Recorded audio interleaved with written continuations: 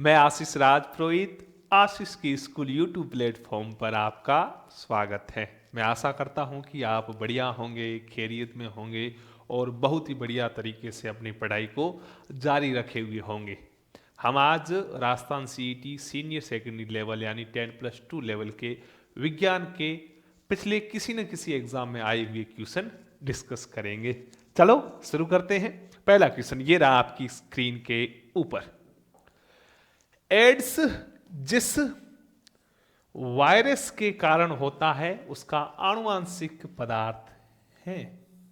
यानी एड्स जिस वायरस के कारण होता है उसके अंदर जो जेनेटिक मटेरियल होता है, जो आनुवंशिक पदार्थ होता है, वो क्या होता है।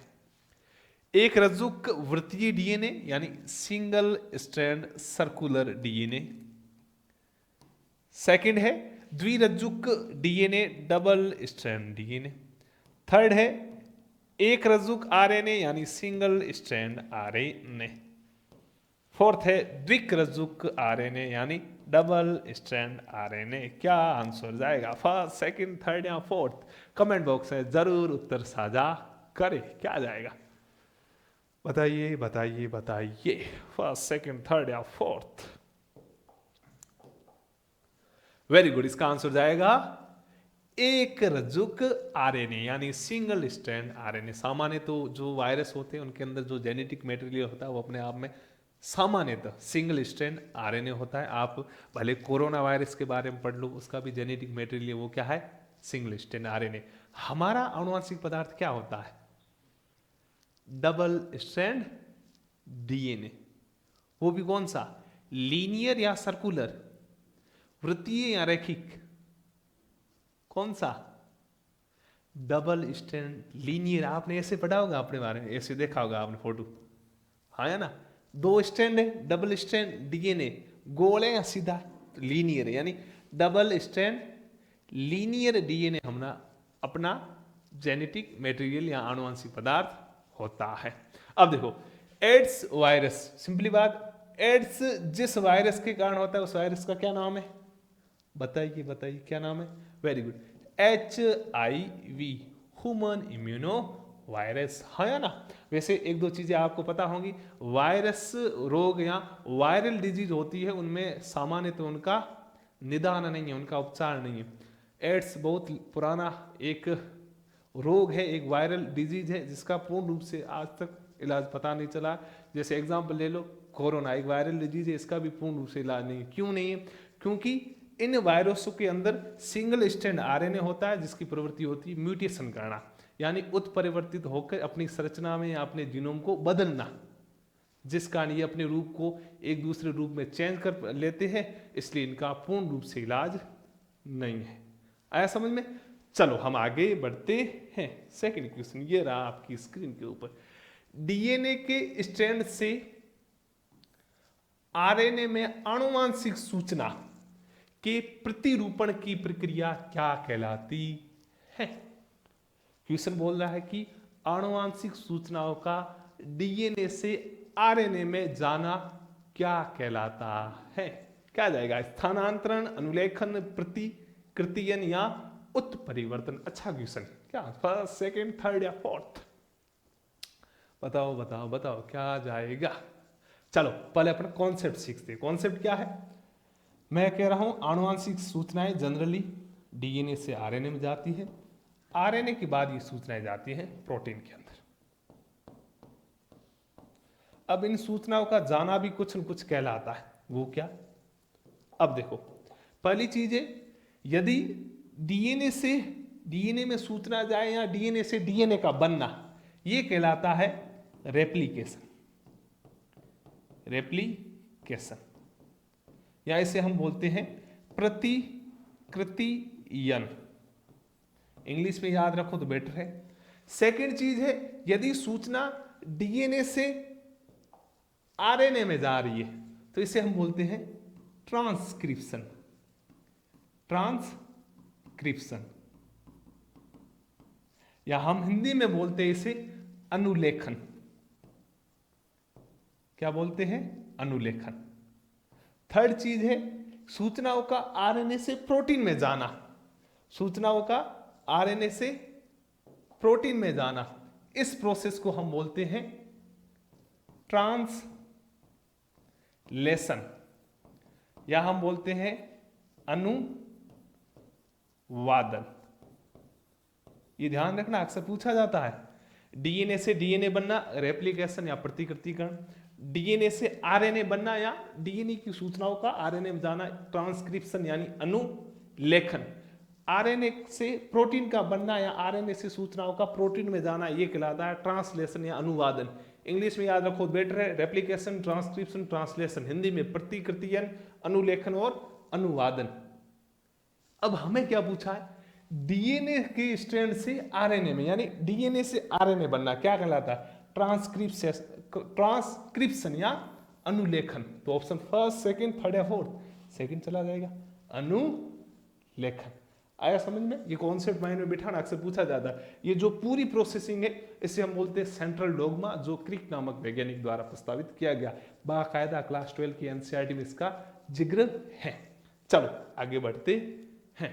अगला क्वेश्चन, वर्णांग व्यक्ति किन रंगों में भेद नहीं कर सकता, यानी वर्णांगता जिनके अंदर रोग है वो किन रंगों में डिफरेंस नहीं कर सकते कि ये वो है ये वो है।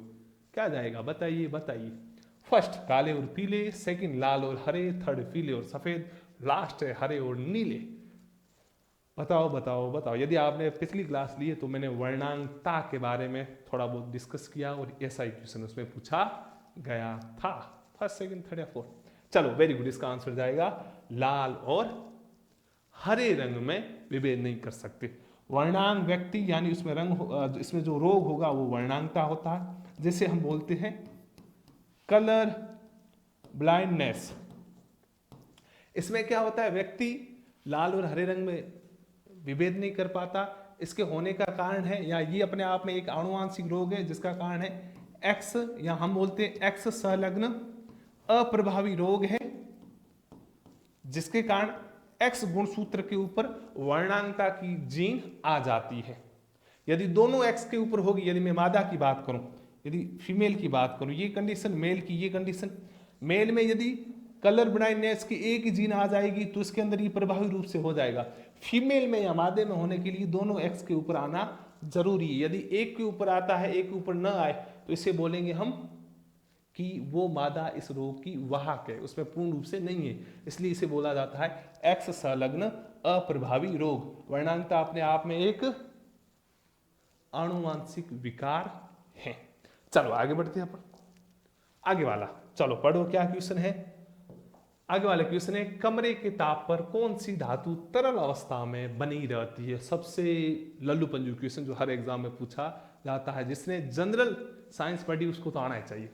कौन सी एक धातु है जो कमरे के तापमान पर सामान्यतः द्रव अवस्था में पड़ी रहती है, कौन सी है। पारद, प्लेटिनम, सीसा या जिंक। फर्स्ट, सेकंड, थर्ड या फोर्थ। चलो इसका आंसर जाएगा पारद। सिंपली बात है, पारद नाम सुना हो तो आपने पारा सुना होगा, पारा नहीं तो मरकरी सुना होगा, मरकरी नहीं तो आपने ऐसा कोई प्रतीक देखा होगा Hg, है ना।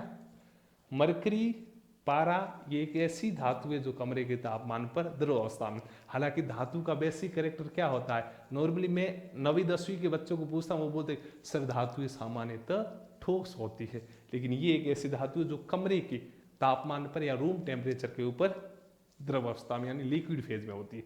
एक और अच्छा क्वेश्चन यहाँ से बन सकता है, कौन सी ये धातु लिखा हो यहाँ पे ऐसा हो, कौन सी अधातु कमरे के तापमान पर द्रव अवस्था में होती, अधातु।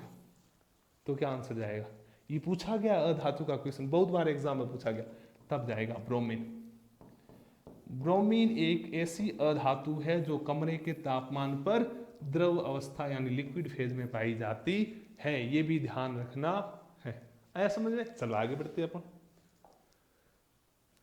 डीएनए के 2 स्ट्रैंड बंधे होते हैं हाइड्रोजन बॉन्ड द्वारा, सहसंयोजक बॉन्ड द्वारा, स्थिर विद्युत बल या बॉन्ड द्वारा, वांडरवाल बलों या वांडरवाल बंध द्वारा। क्या जाएगा, फर्स्ट, सेकंड, थर्ड या फोर्थ। डीएनए के 2 स्ट्रैंड, हमारे डीएनए की बात हो रही, नॉर्मली उनके मध्य जो लड़ियां होगी वो किसकी सहायता से बंधी हुई होंगी, या जो स्ट्रैंड होंगे वो किसकी सहायता से बंधे हुए होंगे। चलो आ जाओ, मैंने अभी ये सी स्ट्रक्चर बनाई थी, हमारे अंदर डीएनए होता है डबल स्ट्रैंड, डबल स्ट्रैंड में भी लीनियर। अब देखो इसमें क्या, ये जो लड़ियां ये आपस में जुड़ी हुई होती है, कुछ बंद होते हैं इनके मध्य, ये जो बंद होते हैं ये होते हैं हाइड्रोजन बॉन्ड। ये ध्यान रखना, अक्सर पूछा जाता है डीएनए की जो लड़ियां हैं वो हाइड्रोजन बंध के द्वारा जुड़ी होती है। ये जो बंध है इनमें विशेष प्रकार के नाइट्रोजन क्षारक होते हैं। और डीएनए में हम बात करें एटीजीसी, एडेनिन थाइमिन ग्वानिन और साइटोसिन, ये नाइट्रोजन क्षार अपने आप में कुछ बंध द्वारा जुड़े होते हैं जिन्हें बोलते हैं हाइड्रोजन बंध। इसमें क्या होता है, यदि एक लड़ी में एडेनिन है तो इसके सामने थाइमिन होगा, यदि एक लड़ी में ग्वानिन है तो दूसरे में साइटोसिन होगा। एडेनिन और थाइमिन डबल बॉन्ड से जुड़े होते हैं, ग्वानिन और साइटोसिन ट्रिपल बॉन्ड से जुड़े होते हैं। ये जो बंध है ये अपने आप में कौन से बंध होते हैं, हाइड्रोजन बंध होते हैं। आया समझ में? चलो हम आगे बढ़ते हैं, इसका आंसर आएगा ये वाला। चलो अगला क्वेश्चन है, यदि किसी पुरुष का रक्त वर्ग AB हो तथा महिला का रक्त वर्ग B हो तो उनकी संतानों में निम्नलिखित में से कौन सा रक्त वर्ग उपस्थित नहीं हो सकता। अच्छा क्वेश्चन है, बहुत ही बढ़िया क्वेश्चन है। क्वेश्चन क्या पूछ रहा है, यदि पुरुष का रक्त समूह ये है और महिला का रक्त समूह ये है, इनसे जो बच्चे पैदा हो गए उनमें से उनके अंदर कौन सा रक्त समूह नहीं होगा, ये बताना है। बताइए, अच्छा क्वेश्चन है, यूपीएससी 1997 में पूछा गया है। बताइए क्या आंसर जाएगा। अच्छा क्वेश्चन भाई, ऐसे क्वेश्चन पूछे जा सकते हैं, कॉन्सेप्ट बेस है, थोड़ा कॉन्सेप्ट बिठाओ फिर अपने आप हो जाएंगे। क्या जाएगा, फर्स्ट सेकंड थर्ड या फोर्थ। चलो अपन डिस्कस करते हैं। मैं कह रहा हूं पुरुष की बात, इधर पुरुष इधर स्त्री। चलो पुरुष का रक्त वर्ग है AB और स्त्री का है B, इनके मध्य क्रॉस होता है यानी इनके बच्चे पैदा होते हैं। देखो पुरुष में दो कंडीशन बन सकती है। पहली बात है जो रक्त समूह उसके एलील बनाओ, तो इसमें दो ही कंडीशन होगी, एक एलील बनेगा IA और दूसरा बनेगा IB। यदि स्त्री की बात करो तो इसमें एक ये कंडीशन है, एक तो IB और दूसरा IO, दो कंडीशन पैदा हो सकती है यहां पर एक। अब देखो यहां पे अपन समझते हैं एलील कैसे बना दे। यदि रक्त समूह B है तो इसके अंदर यहां इसका जीन हो सकता है IB, यहां इसका हो सकता है IB IO।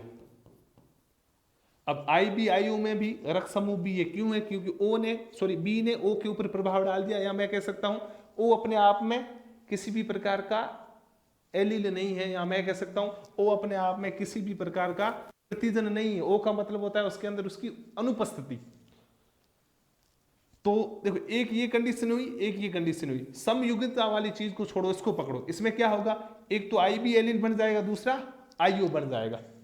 पुरुष के पास तो दोनों कंडीशन। अब देखो बच्चे अपन देखते, यदि ये वाला इसके पास आ गया तो यहां कंडीशन हो जाएगी IA IB। यदि ये वाला यहां आ जाता है तो यहां कंडीशन हो जाएगी IA IO। यदि ये वाला इसके पास आता है तो IB IB। यदि ये वाला इसके पास आता है तो IB IO। O का मतलब है वहां पर किसी भी प्रकार का प्रतिजन नहीं है। रक्त समूह हम पढ़ते AB ABO, A का मतलब है उस रक्त के अंदर A प्रतिजन या A एंटीजन है, B का मतलब है B एंटीजन है, AB का मतलब दोनों है, O का मतलब किसी भी प्रकार का एंटीजन नहीं है। अब देखो IA IB यानी इस बच्चे का रक्त समूह होगा AB, पहला वाला जो बच्चा है उसका रक्त समूह होगा AB। अब जो दूसरा है IA IO यानी इसका रक्त समूह होगा A। O का मतलब किसी भी प्रकार का एंटीजन नहीं है। यहां आप तुम ऐसे बोल सकते हो कि A ने O के प्रभाव को दबा लिया। दूसरे वाले का होगा A, मैंने यहां IA लिख लिया। चलो दूसरे का होगा A। यदि मैं तीसरे की बात करूं, तीसरी कंडीशन आई IB यानी तीसरे वाले बच्चे का रक्त समूह होगा B। चौथे की बात करूं, यहां पे कंडीशन आई IB IO यानी चौथे का भी रक्त समूह होगा B। मतलब पहले का AB होगा, दूसरे का A होगा, तीसरे का B होगा, चौथे का B होगा। ए बी बच्चा होगा, इसलिए पूछा गया निम्न में से कौन सा रक्त वर्ग उपस्थित नहीं होगा। ए बी है, ए है, बी है, तो कौन सा नहीं होगा सर, ओ नहीं होगा, ये चला जाएगा आंसर। अरे कॉन्सेप्ट आया समझ में, अच्छा क्वेश्चन है, इसके बिहार पर आप बाकी वाले क्वेश्चन भी कर सकते हो। चलो इसका आंसर ये चला जाएगा, हम आगे वाले क्वेश्चन डिस्कस करते हैं। चलो, मानव नेत्र का वह भाग जिस पर प्रतिबिंब बनता है, बहुत सिंपल क्वेश्चन, अक्सर हर एग्जाम में पूछा गया है कि मानव के नेत्र का वो कौन सा भाग है जिसके ऊपर प्रतिबिंब यानी इमेज यानी फोटो बनता है। इमेज किसके ऊपर बनता है, पुतली, कॉर्निया, रेटिना या आइरिस। सीधी बात है, हमारे आंख के पर्दे के ऊपर फोटो बनता है, पर्दे को नॉर्मली हम क्या बोलते हैं, रेटिना, हाँ है ना, ऐसा समझ में। चलो आगे बढ़ते हैं। कौन सा रुधिर समूह सर्वदाता कहलाता है, यूनिवर्सल डोनर। कौन सा रक्त समूह है जो सर्वदाता कहलाता है, अच्छा क्वेश्चन है, एसएससी 2017 में पूछा गया। O positive, O negative, A B negative, A B positive, कौन सा जाएगा। सर हमने इतना सुना था कि सार्वत्रिक दाता ओ होता है और सार्वत्रिक ग्राही ए बी होता है, गड़बड़ हो गई यहाँ पर ये प्लस माइनस वाली, तो क्या जाएगा। अच्छा क्वेश्चन है मेरे भैया पर, अच्छा क्वेश्चन है, जो रटू तोते हैं तो उनसे तो होना नहीं, जिसने थोड़े बहुत कॉन्सेप्ट बिठाए वो कर सकता है। क्या जाएगा, फर्स्ट, सेकंड, थर्ड या फोर्थ, जरूर कमेंट बॉक्स में उत्तर साझा करें। चलो वेरी गुड, इसका आंसर जाएगा बी यानी ओ नेगेटिव। वो कैसे समझते, देखो पहली बार जब क्लासिफिकेशन किया गया ब्लड ग्रुप का, वो किया गया आरबीसी की सतह के ऊपर उपस्थित एंटीजन के आधार पे। दो प्रकार के एंटीजन, ए और बी। आरबीसी की सतह पर ए होता था तो ए रक्त समूह, बी होता था बी रक्त समूह, दोनों एंटीजन होते थे ए बी रक्त समूह। किसी भी प्रकार का एंटीजन नहीं होता तो हम बोलते थे ओ रक्त समूह। कालांतर में ऐसे केस आने लगे कि जिस व्यक्ति को जो रक्त चाहिए वो हम डोनेट कर रहे, फिर भी उसकी मृत्यु हो रही। फिर वैज्ञानिकों ने वापस रिसर्च शुरू की, फिर उन्होंने पाया कि ए बी एंटीजन के अलावा एक और एंटीजन पाया जाता है जिसे हम बोलते हैं RH एंटीजन या RH फैक्टर। इसकी खोज मकाकारिसस नामक बंदर में की गई, तो उसके बिहार पर इसका नाम भी RH रखा गया। यानी ए बी प्रतिजन के अलावा एक और पाया जाता है। यदि RH पाया जाए तो हम बोलते हैं पॉजिटिव, नहीं पाया जाए तो हम बोलते हैं नेगेटिव। ओ अपने आप में सार्वत्रिक दाता है, ओ में भी कौन सा, ओ नेगेटिव। ओ नेगेटिव का मतलब उसके अंदर किसी भी प्रकार का RH फैक्टर नहीं है, इसका मतलब एंटीजन नहीं होगा तो सामने वाले ब्लड में जाएगा तो किसी भी प्रकार की गड़बड़ नहीं करेगा। हालांकि कैसे डोनेट करते हैं, क्या है क्या नहीं, ये तो कॉन्सेप्ट लंबे चौड़े हैं, कभी कभार मौका मिला तो जरूर समझाऊंगा, लेकिन अब दिमाग में ठूस लो, दिमाग में ये तो बिठाई लो को ओ नेगेटिव सार्वत्रिक दाता, सार्वत्रिक ग्राही, ए बी पॉजिटिव। यस, पूरा ध्यान रखना, सिर्फ ओ या ए बी मत रखो। ओ नेगेटिव हर किसी को देता है, ए बी पॉजिटिव हर किसी से रक्त लेता है। आया समझ में, चलो आगे बढ़ते हैं। अगला क्वेश्चन है, परावर्तन के नियम के अनुसार आपतन कोण परावर्तन कोण से अधिक होता है, आपतन कोण परावर्तन कोण से कम होता है, आपतन कोण सदैव परावर्तन कोण के बराबर होता है, या दोनों कोण सदैव असमान होते हैं। क्या जाएगा, ये क्वेश्चन है रे ऑप्टिक्स से बना हुआ, आपके 10+2 में ये टॉपिक दिया हुआ मेंशन है। क्या जाएगा, अच्छा क्वेश्चन है, बताइए फर्स्ट, सेकंड, थर्ड या फोर्थ, बताइए। चलो पहले कॉन्सेप्ट समझते हैं अपन। दो चीजें हैं, एक है परावर्तन, दूसरा अपवर्तन। परावर्तन का तात्पर्य है कि प्रकाश सतह का किसी एक माध्यम से आकर किसी पृष्ठ से टकराकर वापस उसी माध्यम में आना, ये परावर्तन है। अपवर्तन का है किसी पृष्ठ से टकराकर दूसरे माध्यम में चले जाना, ये कहलाता है अपवर्तन। सीधी बात, बोर्ड देख रहे हो, हाँ या ना, प्रकाश की किरण आई, इसके ऊपर टकराई, वापस इधर आ गई, तो ये होगा परावर्तन। टकराई उधर चली गई तो होगा अपवर्तन। पूछा क्या है, परावर्तन। कुछ रूल्स होते हैं, वो क्या है, मैं कहता हूं एक मेरे पास पृष्ठ है, इस पृष्ठ को मैं बोलता हूं परावर्तक पृष्ठ। क्या बोल रहा हूं, परावर्तक पृष्ठ। प्रकाश की किरण आई, देख रहे हो, वेरी गुड, आई आई आई, इससे टकराकर वापस इसी माध्यम में आ गई। यदि इधर आ जाती ये दूसरा माध्यम है तो अपवर्तन की घटना हो जाती, लेकिन वापस उसी माध्यम में आई तो परावर्तन की घटना। अब इसमें क्या होता है, मैं डैश डैश डैश डैश कुछ बना रहा हूं, इसे हम बोलते हैं अभिलंब। क्या बोलते हैं, अभिलंब। अब इसमें क्या होता है, आने वाली जो प्रकाश की किरण है वो अभिलंब के साथ जो कोण बनाती है उसे बोलते हैं कोण आई। जो जाने वाली किरण, आने वाली को बोलते हैं आपतित किरण, जाने वाली को बोलते हैं परावर्तित किरण। जो परावर्तित किरण है वो अभिलंब के साथ जो कोण बनाती है वो होता है कोण आर। अब कुछ रूल्स है, रूल्स क्या है? परावर्तन की घटना में कोण आई कोण आर के बराबर होता है, यानी आपतित कोण और परावर्तित कोण बराबर होते हैं। एक और नियम है, कुछ नियम, पहला ये नियम, एक और है कि जो आपतित किरण, परावर्तित किरण और अभिलंब तीनों एक ही तल में होने चाहिए। ये देखो एक ही माध्यम में, दूसरे में है नहीं, ऊपर की ओर है, दिख रहा है। दूसरा है आपतित कोण और परावर्तित कोण, या आपतन कोण या परावर्तन कोण का मान इक्वल होगा, यानी कोण आई कोण आर के बराबर होगा, यानी आंसर चला जाएगा थर्ड। आपतन कोण सदैव सदैव परावर्तन कोण के बराबर होता है। अरे आया समझ में? चलो आगे बढ़ते। हेपेटाइटिस नाम सुना आपने? Very good.